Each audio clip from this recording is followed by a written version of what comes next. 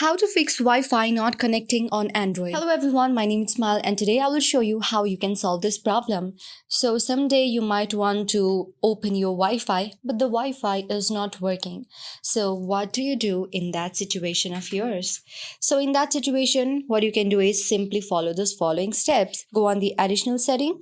After going on the additional setting, what you can do is manage saved networks. After this, you will see all the networks that you have saved on your Android device. And after that, select certain Wi-Fi that is not being connected on your phone. For example, this is not being connected in my phone, then I will simply forget it. And after forgetting it, I will again go on my Wi-Fi connection and then I can simply tap on add network. After tapping on the add network, then simply tap on the name of the network and tap on the right option and then again type the password and this might solve your problem. Hope this video helps you. If you like the video, then please do thumbs up, subscribe and comment on our video. Thank you.